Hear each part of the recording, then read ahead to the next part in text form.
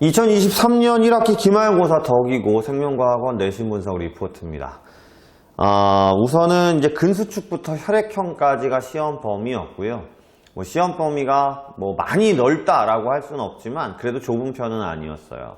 그 안에는 이제 1학기 기말고사에는 근수축이라는 킬러 파트, 계산이 좀 어려운 파트도 있고요. 그 다음에 호르몬과 항상성, 그리고 방어작용, 혈액형까지, 신경계 문제도 마찬가지고요. 굉장히 어려운 내용과 암기 또는 그래프에서의 이해도 이런 것들이 중요한 파트들이 많이 들어있었기 때문에 시험 범위에 대해서 이제 공부를 할 때 생각보다 많은 양을 공부해야 되는 이런 기말고사가 되지 않았나 싶습니다. 대신에 이제 문제를 아주 까다롭게 꼬아놓은 문제들이 출제되기보다는요, 기본 내용, 뻔한 얘기겠지만 기본 내용을 정확하게 그래프에 넣고 이해를 하는 경우, 이런 것들을 묻는 문제가 많이 출제가 됐고요. 근수축 문제도 조금 이제 기본적인 변화량, 복합적인 문제보다는 그런 것들을 묻는 문제가 출제가 됐다라고 보면 되겠어요. 근데 덕이고는 또 특징적인 게 한 두세 문제 정도는 타 학교에서 나오지 않을 만한 용어들이나 이런 것들, 좀 지역적인 경우들을 묻는 경우들이 보기 안에 들어있는 게 특징이라서 이번 시험에도 그 부분에서 좀 등급이 갈리지 않았나 싶고요. 학생들 얘기로는 100점이 2명 정도 나왔다라고 하기 때문에 그 부분을 좀 감안한다고 치면 90점대 후반 정도가 1등급이 나오지 않았나 싶습니다. 우선 특이사항에 보시면 서술형이 없고요. 객관식 24문항으로 되어 있습니다.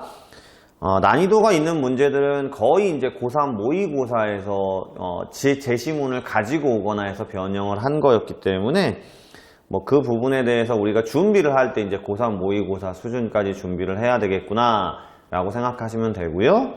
아까 말씀드렸듯이 신경계의 질환들, 그 다음에 호르몬의 결핍증이라든지 아니면 젖산 발효, 항체의 성분 이런 것 등 굉장히 지역적인, 타 학교에서 시험 문제 잘 내지 않는 이런 내용들이 보기 안에 들어있게 되면서 좀 학생들을 까다롭게 하지 않았나 싶어요.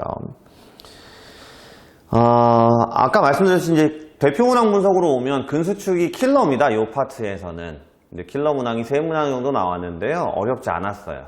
고3 모의고사에서 보기를 가지고 와서 내신에서 가지고 와서 변형을 했는데 이제 복합적으로 여러 가지 섞여 있는 문제들보다는 기본적인 변화량 문제를 출제를 했기 때문에 다시 말씀드리지만 기본에 충실해라.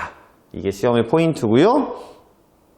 근데 3번에서 젖산 발효라는 용어가 나와요. 이 용어는 생명과학 1에 있는 게 아니라 생명과학 2에 있는 내용인데, 물론 생 1에서도 젖산이라는 얘기가 나오기 때문에, 근데 그나마도 크레아틴 인산이나 이제 젖산을 가지고 근수축하는 내용들은 그냥 굉장히 지역적이다라고 표현할 정도로 최근에 잘 안 나오는 편인데, 젖산 발효라는 용어가 딱 나오면서 학교 수업을 충실하게 듣거나 하지 않았던 친구들은 그 용어가 좀 생소했을 걸로 보입니다.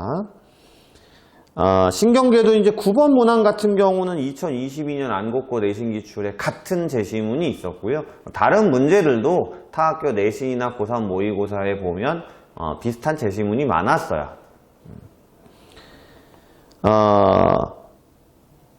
항상성도 마찬가지고요. 방어도 마찬가지고요. 대표 문항 분석에 보시면 제가 총평해서 계속 말씀드리지만 우선 이제 내신 기출, 타 학교 내신 기출을 정확하게 학원에서 제시하는 것들을 이제 풀어나가면서 오답 정리를 해야 되고요.